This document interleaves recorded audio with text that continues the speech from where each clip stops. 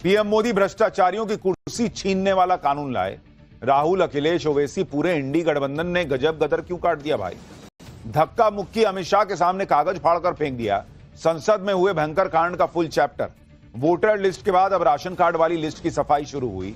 मोदी सरकार क्या कर रही, किस किस का नाम हट गया, आज इसके बारे में भी आपको बताऊंगा। नरेंद्र मोदी जो काम करते हैं ताल ठोक के करते हैं, ना किसी चीज से डरते हैं, ना किसी से दबते हैं, ना कुर्सी की परवाह करते हैं। फिर चाहे कोई कितना प्रेशर बनाए, कितना बवाल काटे, कितना ही हंगामा करता रहे, नरेंद्र मोदी ने तय कर लिया कि देश की हर गंदगी साफ करनी है तो करनी है। मतलब उनका एक विजन है, प्लान है कि मैं इतने दिन मान लीजिए अगर रहूंगा प्रधानमंत्री तो मुझे क्या क्या करके जाना है, हिसाब किताब ठीक, वो उसमें लगे हुए हैं। और वो जो सफाई का काम कर रहे हैं उसमें भी लगे हैं। घुसपैठिए इसीलिए चुन चुन कर निकाले जा रहे हैं। वोटर लिस्ट का शुद्धिकरण हो रहा है और इसीलिए अब नरेंद्र मोदी नया कानून लेकर आ गए जिसमें अगर कोई नेता 30 दिन के लिए भी जेल जाता है तो 31वें दिन उसकी ऑटोमेटिक कुर्सी चली जाएगी। यहां तो ऐसे ऐसे नेता भरे पड़े हैं जो जेल तक चले गए, बॉस, कुर्सी नहीं छोड़ी। देश में पहले ऐसे नेता नहीं होते थे, लेकिन प्रधानमंत्री नरेंद्र मोदी अब कुछ ऐसा करने जा रहे हैं कि अगर जेल गए तो यह जिद नहीं चलेगी कि कुर्सी नहीं छोड़ूंगा। कुर्सी छोड़नी होगी। जेल से बैठ के सरकार कैसे चलाएगा, इस्तीफा देना होगा। और इसमें नरेंद्र मोदी ने खुद अपना पद भी शामिल कर दिया है कि क्या पीएम क्या सीएम सब इस कानून के दायरे में आए। इससे बड़ी बात और क्या हो सकती है। लेकिन इंडी वालों ने इस पर भी गदर काट दिया। वोटर लिस्ट का शुद्धिकरण होता है तो इंडी वाले हंगामा मचाते हैं। अब नेताओं के जेल जाने पर ऑटोमेटिक इस्तीफे का कानून आ रहा है तो इस पर भी इंडी गठबंधन वालों ने बवाल काट दिया। और आप सोचिए, इनको इस बात का कॉन्फिडेंस है कि मैं ऐसा करूंगा और पब्लिक पूछेगी कि आप भ्रष्टाचारियों को बचाना चाहते हैं क्या, तो इनको फर्क नहीं पड़ता। आज संसद में इसी पर जो कुछ हुआ वो बहुत ही शर्मनाक था। वहां नरेंद्र मोदी के नए बिल के पन्ने फाड़े जा रहे थे, हंगामा हुआ, नारेबाजी हुई, धक्का मुक्की की नौबत आ गई, मार्शल बुलाने पड़ गए। गृह मंत्री अमित शाह के सामने विपक्ष ने कागज फाड़ डाले और उसके बाद बवाल बढ़ गया। क्या क्या हुआ आज आपको कायदे से एक एक चीज दिखाऊंगा। लेकिन जिस बिल पर पूरा विपक्ष बौखलाया हुआ है उसके अहम प्रावधान क्या है, पहले वो सुन लीजिए। भाई, ये बिल कहता है कि प्रधानमंत्री हो, केंद्रीय मंत्री हो, मुख्यमंत्री हो, मंत्री हो, कोई भी हो, गिरफ्तारी होगी तो पद से हटाने का इसमें प्रावधान है। पीएम से लेके मंत्री तक सबका नाम है। अगर कोई मंत्री 30 दिन तक ऐसे केस में जेल के अंदर रहता है जिसमें 5 साल से ज्यादा की सजा का प्रावधान है तो 31st डे, 31वें दिन उस मंत्री को पद से हटा दिया जाएगा। इस बिल में लेकिन और क्या क्या प्रावधान है, विपक्ष इसका विरोध कर किन पॉइंट्स पर रहा है, क्या इस कानून के लागू होने के बाद पीएम मोदी किसी भी सीएम को जेल भेज सकते हैं क्या, जैसा विपक्ष आरोप लगा रहा है। संसद के अंदर कैसे धक्का मुक्की हो गई, किसने किसको धक्का दे दिया, क्या बवाल मचा है, सब दिखाऊंगा। पहले ट्रेलर देखिए।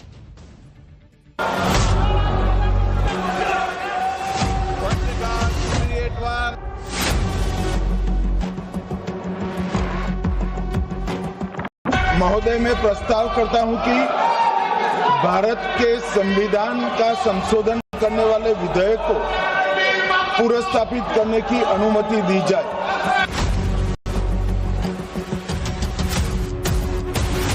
He was the Home Minister of Gujarat. He had been arrested, sir. Whether he took the morality of the police. मैं कोर्ट से निर्देश नहीं हुआ, कोई संविधान पद मैंने स्वीकार नहीं किया। क्या सिखाते हैं नैतिकता में?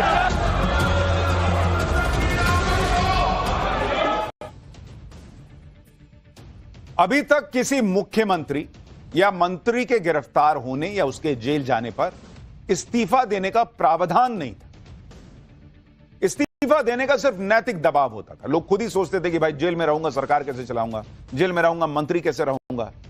अच्छा लगता है कि जेल में मंत्री है, जेल में सीएम है, तो इस्तीफा दे देते थे। लेकिन केजरीवाल जी आए पॉलिटिक्स बदलने और उन्होंने ऐसी पॉलिटिक्स बदली, जेल में जाके बैठे और सीएम रहे, इस्तीफा नहीं से नहीं दिए।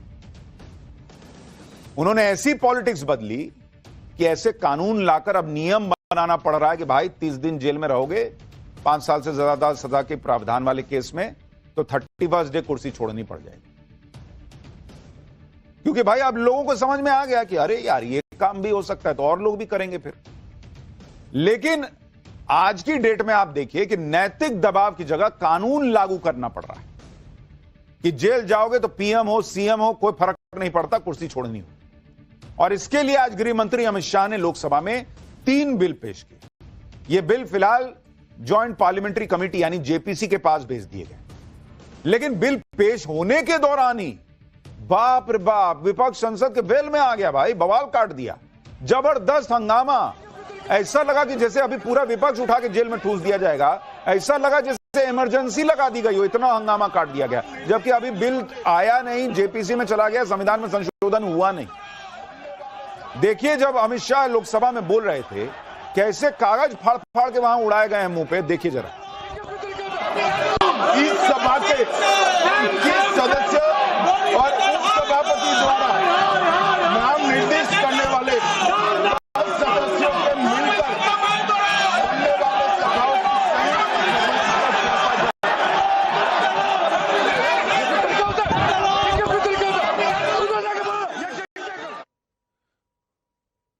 एक तो इतने दिन से ये लोग संसद चलने नहीं दे रहे, आज थोड़ा बहुत संसद चल पाई तो उसमें भी आप देखिए क्या हो रहा है, कागज फाड़ फाड़ के फेंक रहे हैं। देश के गृह मंत्री बोल रहे हैं उनके मुंह के पास कागज फेंका जा रहा है। मतलब इंडी वालों को तो जैसे आज ही आग लग गई थी। इंडी वाले हंगामा और नारेबाजी कर रहे थे, लेकिन साथ में यह आरोप भी लगा दिया कि बीजेपी के सांसदों ने उनके सांसदों को धक्का दिया। टीएमसी क्या आरोप लगा रही है, एक बार वो भी सुनिए। रिजू जी और बिट्टू जी अचानक मुझ पर हमला किया, धक्का मारा, छीड़ दिया। यहाँ पे देखिए छीड़ दिया। पहले तो रिजू जी ने मारा, बिट्टू जी ने मारा, हमला किया, जोर जोर से हमला किया मोहल्ले लोगों ने।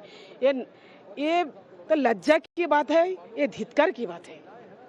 महिला लोगों का आक्रमण करने के लिए हम लोग जब अमित शाह का सामने जब स्लोगन दे रहे थे उस टाइम बिट्टू एंड रिजू वो लोग हमारे 2 एमपी लेडी एमपी, एक है शताब्दी राय और मिताली को, उनको उन दोनों को मारने के लिए आया है। क्या बोल रहे हैं आप?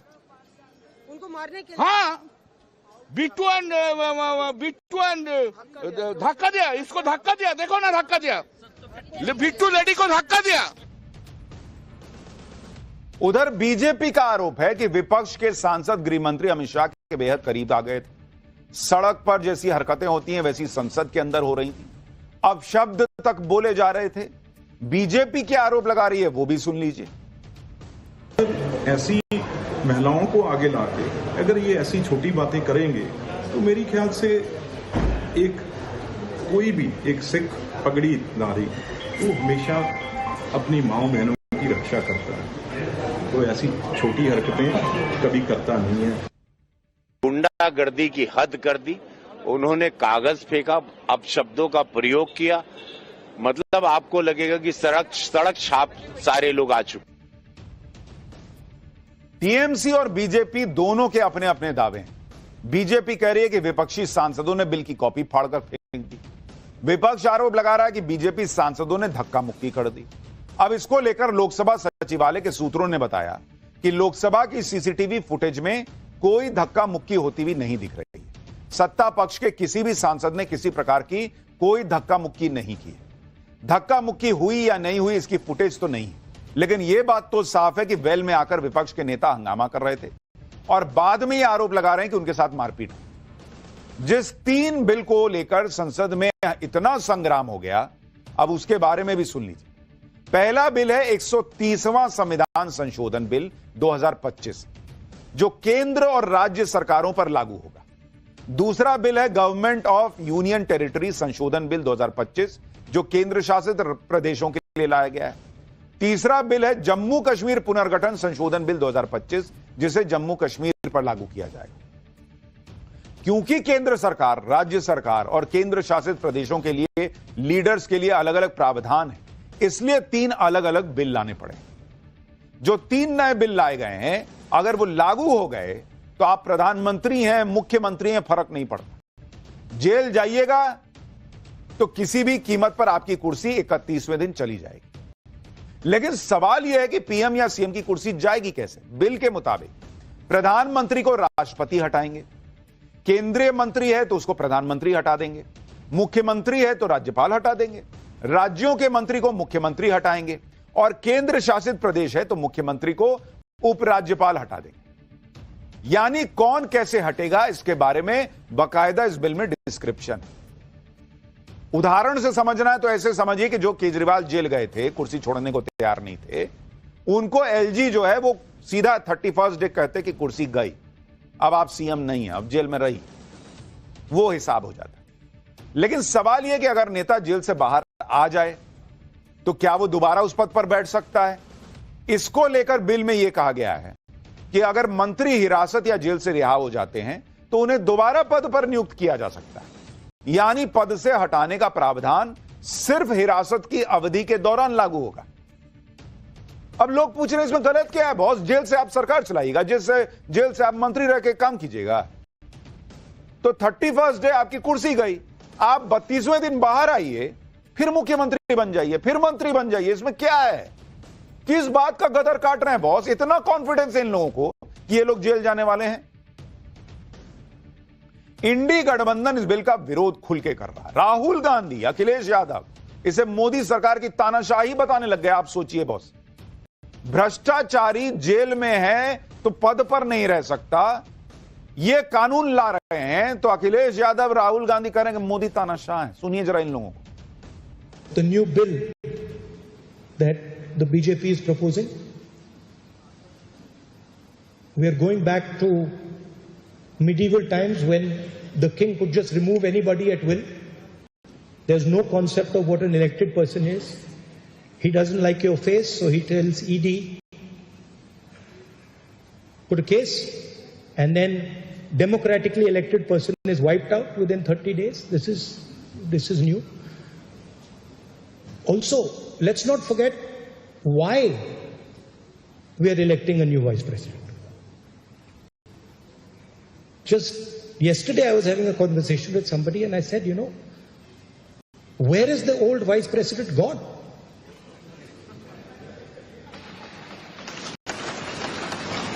He's gone.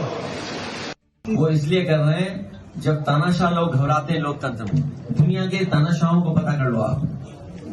दुनिया के तानाशाह जो हुए हैं उन्होंने अपनी कुर्सी, अपना रुतबा बचाने के लिए इस तरह के फैसले लिए, और फैसले लेने के बाद भी चाहे वो जर्मनी का रहा हो तानाशाह, इटली का तानाशाह रहा हो, रशिया का तानाशाह रहा हो, वो अपनी कुर्सी नहीं बचा पाए। अब आप इन लोगों के लॉजिक सोचिए। अखिलेश यादव इसे तानाशाही बता रहे हैं।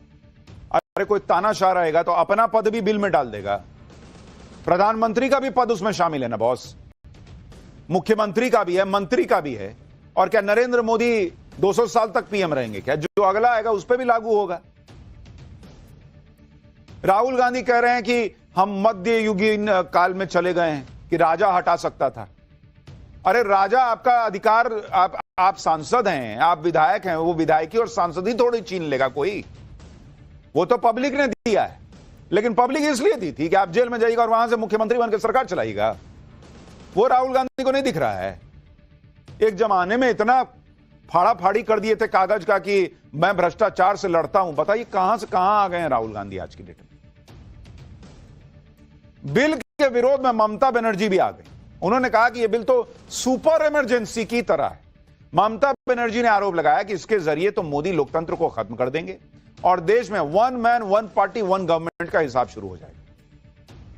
ममता बनर्जी ने सोशल मीडिया पोस्ट में एक तस्वीर शेयर करके लिखा कि black day black bill.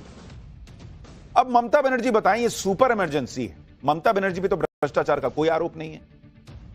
Mamata Banerjee तो जेल गई नहीं है, ना जा रही हैं। उनको कैसे हटा देंगे? कैसे हटाएंगे ये बताइए। मतलब गजब का हिसाब चल रहा है बॉस। राहुल गांधी, अखिलेश यादव, ममता बनर्जी सब ये माहौल बना रहे हैं कि पीएम मोदी तो इस बिल के जरिए अपनी तानाशाही दिखा रहे हैं, विपक्ष को जेल में डालने के लिए बिल लेकर आए। लेकिन आज अमित शाह ने बताया कि क्यों मोदी सरकार को यह बिल लाने की जरूरत पड़ी। अमित शाह ने कहा कि हमारे संविधान निर्माताओं ने कल्पना नहीं की थी कि भविष्य में ऐसे राजनीतिक व्यक्ति भी आ जाएंगे जो अरेस्ट होने से पहले नैतिक मूल्यों पर इस्तीफा नहीं देंगे।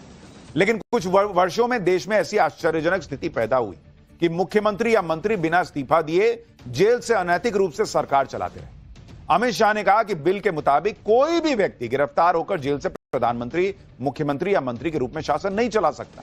इस बिल में आरोपी राजनेता को गिरफ्तारी के 30 दिन के अंदर अदालत से जमानत लेने का प्रावधान भी है। मतलब अगर जमानत मिल गई तो भी आपको कुर्सी नहीं छोड़नी है। फिर भी हंगामा हो रहा है। अमित शाह ने कहा कि अगर वो 30 दिन में जमानत भी नहीं ले पा रहा है, तब 31st डे को या तो केंद्र में प्रधानमंत्री या राज्यों में मुख्यमंत्री उन्हें पदों से हटाएंगे, और अगर ऐसा नहीं होगा तो आरोपी मंत्री खुद ही अपने पद के लिए अयोग्य मान लिया जाएगा। अमित शाह ने यह भी क्लियर किया कि बाद में ऐसे नेता को अगर जमानत मिलेगी तो अपने पद पर दोबारा बैठ सकता है। ऐसा नहीं है कि दोबारा इलेक्शन लड़के आना है आपको, आप जाइए बैठ जाइए कुर्सी पे। अमित शाह का इशारा अरविंद केजरीवाल की तरफ। शराब घोटाले के आरोप में जेल जाने के बावजूद अरविंद केजरीवाल ने सीएम का पद नहीं छोड़ा था। जेल से सरकार चलाई थी, लेकिन अब अरविंद केजरीवाल या कोई भी नेता ऐसा नहीं कर पाएगा अगर यह संविधान संशोधन हो गया। अभी तो जेपीसी के पास गया। हालांकि आम आदमी पार्टी तो यह कहकर अपने पीठ थपथपा रही है कि अरविंद केजरीवाल ने उस वक्त इसलिए इस्तीफा नहीं दिया था क्योंकि फिर मोदी सरकार विपक्ष के बाकी नेताओं को भी झूठे मुकदमों में फंसा देती। सुनिए आम आदमी पार्टी के नेता कैसी अजीब दलीलें दे रहे हैं। देखिए, ये षड्यंत्र आज से नहीं, ये कई सालों से षड्यंत्र चल रहा था। मगर जब भी ये कुछ इस तरीके के षड्यंत्र बनाते हैं, अरविंद केजरीवाल सबसे पहले आदमी होते हैं जो इसको समझते हैं। और उन्होंने अपने कई टीवी इंटरव्यूज में कहा कि अगर मैं इस्तीफा दे देता तो कल को ये विपक्ष के तमाम मुख्यमंत्रियों के ऊपर झूठे मुकदमे बनाकर, ममता बनर्जी जी के ऊपर मुकदमा बनाना कोई मुश्किल कोई ना है, बना देंगे, जेल में डालेंगे, उनकी सरकार पीछे से गिरा देंगे। मगर क्योंकि अरविंद केजरीवाल ने कानून को समझा और ये निर्णय लिया कि मैं इस्तीफा नहीं दूंगा, जेल से आने के बाद इस्तीफा दे दिया उन्होंने, क्योंकि तब उनके कंट्रोल में थी चीजें। तो क्योंकि भारतीय जनता पार्टी के पास अब इसका कोई और तरीका नहीं बचा है, इसलिए केंद्र सरकार एक पूरे षड्यंत्र के तहत इस कानून को ला रही है ताकि विपक्ष की सरकारों को इसी तरीके से गिराया जा सके। अब आप सोचिए, लॉजिक जो है उसको मिट्टी में गड्ढा खोद के भी निकालने का प्रयास कीजिएगा तो इन लोगों का लॉजिक नहीं मिलेगा। कह रहे हैं कि केजरीवाल इसलिए इस्तीफा नहीं दिए थे कि नरेंद्र मोदी और लोगों को भी इसी तरह जेल में डाल देते, ममता बनर्जी को झूठे केस में फंसा देते। तो अब क्यों नहीं फंसा रहे हैं? इतने सालों में क्यों नहीं फंसाया? सिर्फ केजरीवाल को फंसा दिया, बाकी को नहीं फंसा पा रहे हैं। और केजरीवाल जेल के बाहर आके इस्तीफा दे दिए तो अब कोई नहीं फंसेगा। क्या लॉजिक है बॉस इसका? ये लोग पॉलिटिक्स बदलने आए थे, आज देखिए क्या हालत हो गई कि इनके चक्कर में संविधान बदलना पड़ रहा है। आज पूरा विपक्ष इस बिल का विरोध कर रहा है, लेकिन आप देखिए कि वही कांग्रेस है जो केजरीवाल के जेल जाने के बाद उनसे इस्तीफा मांग रही थी, कह रही थी कि केजरीवाल को नैतिक आधार पर इस्तीफा दे देना चाहिए, जेल से कोई सरकार चलाता है, यह नैतिक अधिकार नहीं है। अब प्रियंका गांधी कह रही हैं, प्रियंका वाड्रा, कि बिना दोषी साबित किए कैसे किसी मुख्यमंत्री को पद से हटा दोगे आप? ये तो अन्याय हो जाएगा। आप सुनिए तब कांग्रेस क्या कह रही थी, अब कांग्रेस क्या कह रही। और इनको कोई नैतिक अधिकार, केजरीवाल और इनके मंत्रियों को, जो जिनका नाम इसमें है, चाहे वो मनीष सिसोदिया, चाहे सत्येंद्र जैन को, इनको कोई नैतिक अधिकार नहीं है कि अपनी कुर्सी पे एक सेकंड भी और रह जाएं। You don't even have to be convicted. You can tomorrow you can put any kind of case on a chief minister and put him in jail for 30, have him arrested for 30 days without even him being convicted, and then he ceases to be chief minister.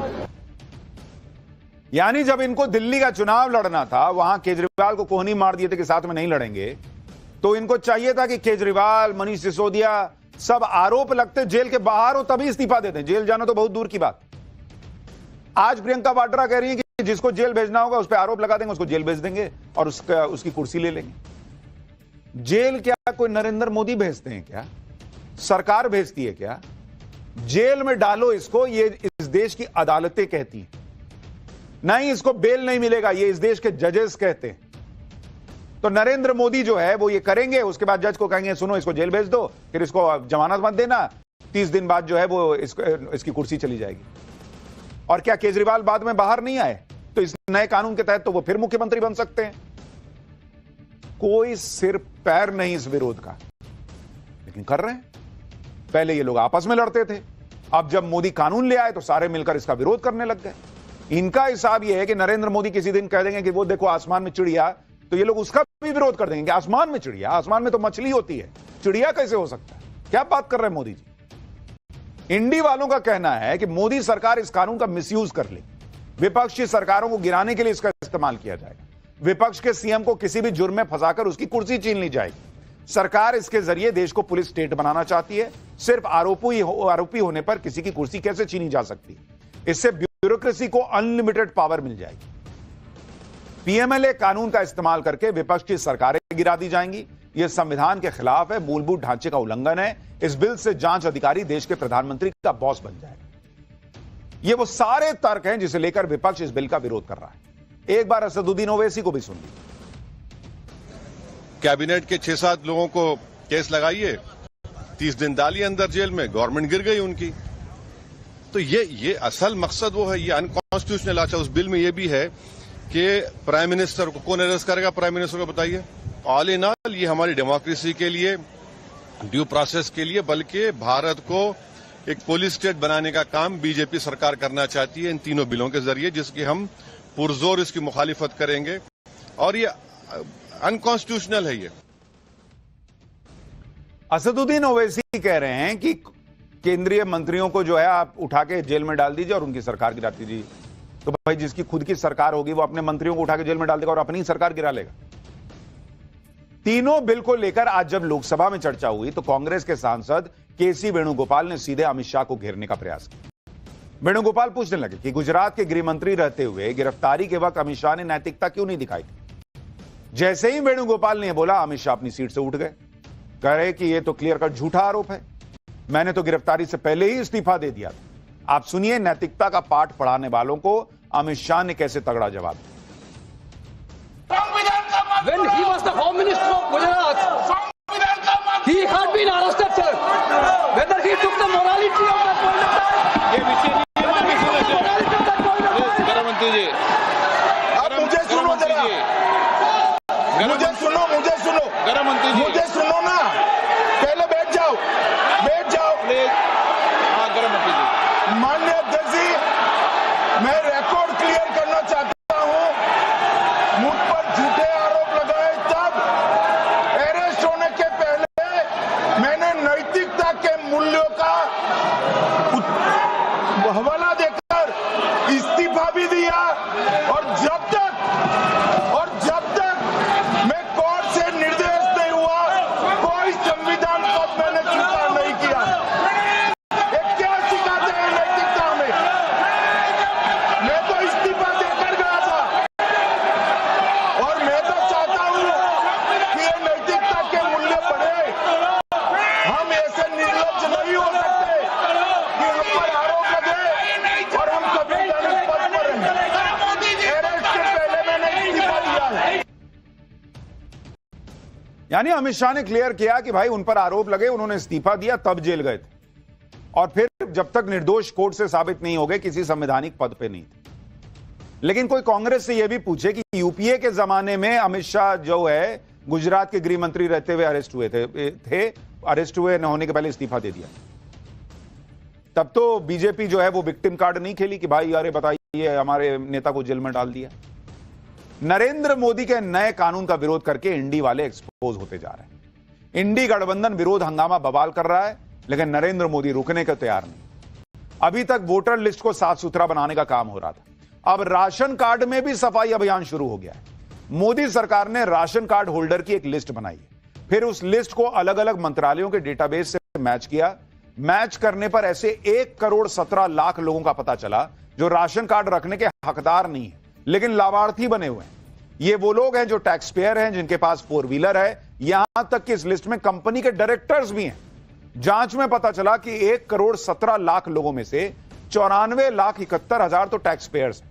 17,51,000 लोग ऐसे हैं जिनके पास 4 wheeler है। 5,31,000 लोग ऐसे हैं जो company के डायरेक्टर हैं। इन लोगों की पहचान करने के बाद केंद्र सरकार ने राज्य सरकारों से इन लोगों को वेरीफाई करने को कहा है ताकि इन्हें राशन कार्ड की लिस्ट से हटाया जा सके। भाई आप समृद्ध हैं, संपन्न हैं, आप फ्री का राशन क्यों लेंगे भाई?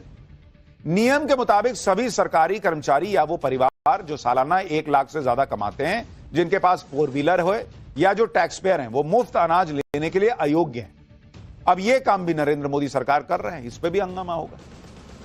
खैर, वहां तो हंगामा हो रहा है। एक हंगामा दिल्ली के मुख्यमंत्री के घर के अंदर हो गया बॉस।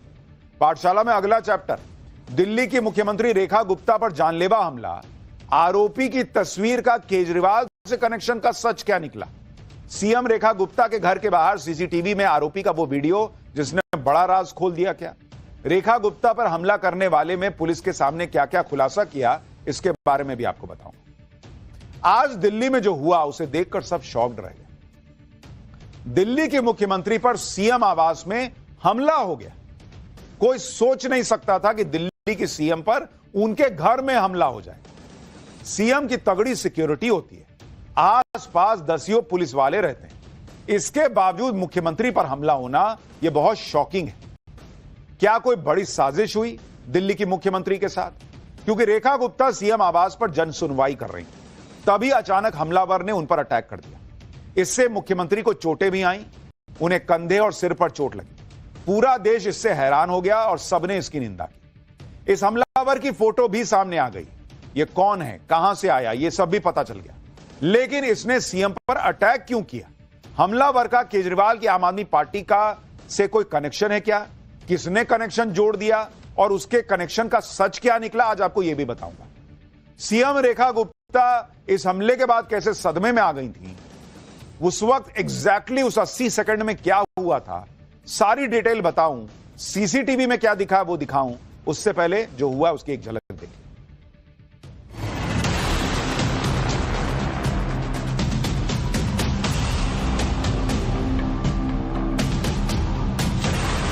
गेट पर आया तो भगदड़ मच गया कि लेडीज मुख्यमंत्री जी के थप्पड़ मार दिए। हम जब एक चाबी का छल्ला भी ले जाते तो उसकी भी छानबीन करी जाती है, तो वो व्यक्ति कैसे गया, किसने भेजा, कुछ नहीं पता। ये सिर्फ मुख्यमंत्री पे हमला नहीं हुआ, ये दिल्ली के लोकतंत्र पे हमला।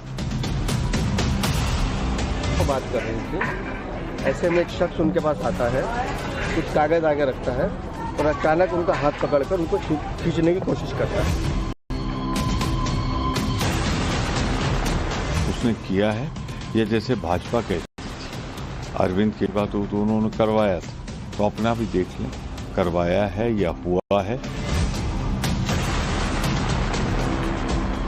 किसके पीछे कोई राजनीतिक साजिश की बू आ रही है। आमतौर पर मुख्यमंत्री के पास सैकड़ों लोग शिकायत लेकर आते हैं। मुख्यमंत्री पर्सनली इन शिकायतों को देखती हैं, सुनती हैं, या देखते हैं, सुनते हैं। इसे जन सुनवाई कहते हैं। इसी जन सुनवाई में आज मुख्यमंत्री रेखा गुप्ता के साथ जो हुआ उसने सबको हैरान भी कर दिया और डरा भी दिया। सीएम पर हमला कैसे हुआ, पहले यह सुनिए। सीएम रेखा गुप्ता जब आज जन सुनवाई कर रही थी, उसी जन सुनवाई में शिकायतकर्ता बनकर हमलावर भी पहुंच गया। यह हमलावर शिकायत देने के लिए कतार में लगा हुआ था, लेकिन अचानक हमलावर लाइन तोड़कर आगे आ गया। सुबह 8:20 पर सीएम पर हमला हो गया। हमलावर ने सीएम का हाथ पकड़ लिया था। सीएम रेखा गुप्ता को खींचने की कोशिश की। हमलावर ने सीएम को धक्का दे दिया। धक्का लगने से सीएम वहां रखी टेबल से टकरा गई। इससे सीएम रेखा गुप्ता के कंधे और सिर पर चोट भी आई। कहा जा रहा है कि यह सब ऑलमोस्ट 1.5 मिनट के अंदर हो गया। जब तक लोग कुछ समझ पाते तब तक हमलावर ने अटैक कर दिया। जो लोग वहां मौजूद थे उन्होंने खुद क्या देखा, एक बार पहले उनसे सुनिए। गेट पर आया तो भगदड़ मच गया कि लेडीज मुख्यमंत्री जी के थप्पड़ मार दिए। ये तो गलत हुआ ना। हम जब एक चाबी का छल्ला भी ले जाते तो उसकी भी छानबीन करी जाती है, तो वो व्यक्ति कैसे गया, किसने भेजा, कुछ नहीं पता।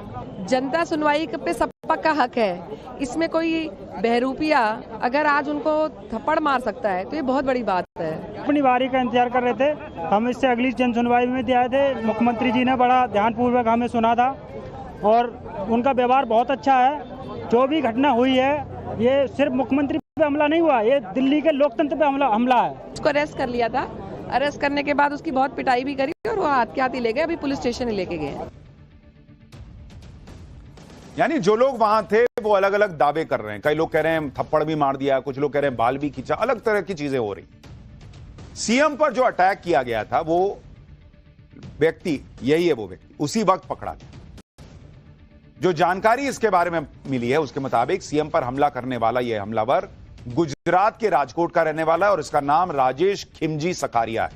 यह 41 साल का है और ऑटो रिक्शा चलाने का काम करता है। इस पर हत्या की कोशिश का मामला दर्ज हुआ है। हमलावर से पूछताछ हो रही है कि आखिर इसने किस वजह से मुख्यमंत्री पर अटैक किया। यह हमलावर दिल्ली पहुंचा कैसे, किन लोगों से संपर्क में था, इन सब बातों का पता भी दिल्ली पुलिस की टीम लगा रही है। हमलावर से आईबी और स्पेशल सेल पूछताछ कर रही है। यह कल ट्रेन से राजकोट से दिल्ली आया था। आरोपी सिविल लाइंस के गुजरात भवन में रुका था। लगातार फोन पर अपने दोस्त के संपर्क में था। पुलिस ने आरोपी का फोन जब्त कर लिया है। फोन को फॉरेंसिक जांच के लिए भेजा जाएगा। इस हमलावर की फोटो सामने आई तो उसका परिवार भी सामने आ गया। आरोपी के मां का तो अलग ही दावा है। आरोपी राजेश खिमजी सकारिया की मां अपने बेटे की हरकत पर कह रही हैं कि राजेश पशु प्रेमी है और कुत्तों को लेकर आए फैसले से नाराज था, इसी वजह से वो दिल्ली आया हुआ था। लेकिन यह बात कुछ अजीब लग रही। कुत्तों वाले फैसले से कि भाई दिल्ली में सड़क से आप आवारा कुत्तों को हटाइए, ये सुप्रीम कोर्ट ने फैसला दिया और कुत्तों वाले फैसले से कई एनिमल लवर दुखी। लेकिन कोई इस तरह से मुख्यमंत्री के घर में घुसकर हमला करेगा, यह बात गले से नीचे नहीं उतर रही कई लोगों।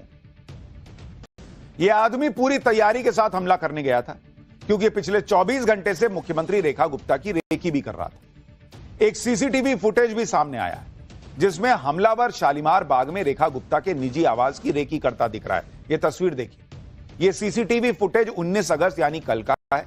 यह वहां रिक्शे वालों से बात कर रहा है, आवास में कितनी सुरक्षा है, किस तरह से लोग आते जाते हैं, ये सब देख रहा है।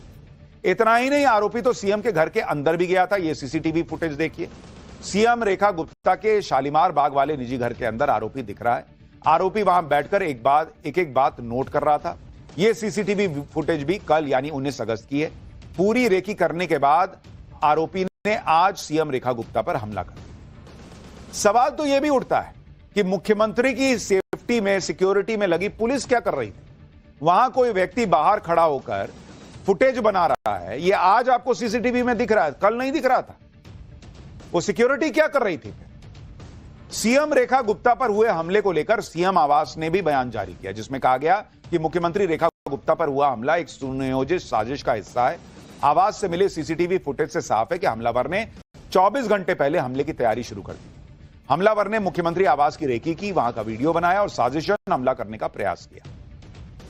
सीएम पर अटैक करने वाले हमलावर राजेश को लेकर यह भी पता चला कि वो पहले से हिस्ट्री शीटर है। उस पर पहले से कई आपराधिक मुकदमे चल रहे हैं। आरोपी राजेश पर पहले से 5 केस दर्ज हैं, 3 केस शराब तस्करी के और 2 केस मारपीट के। आरोपी राजेश 3 मामलों में बरी हो चुका है। 2 केस में उसके खिलाफ सुनवाई जारी है। इस हमलावर की मंशा क्या थी, इसकी जांच अभी पुलिस कर रही है। बीजेपी भी शॉक्ड है।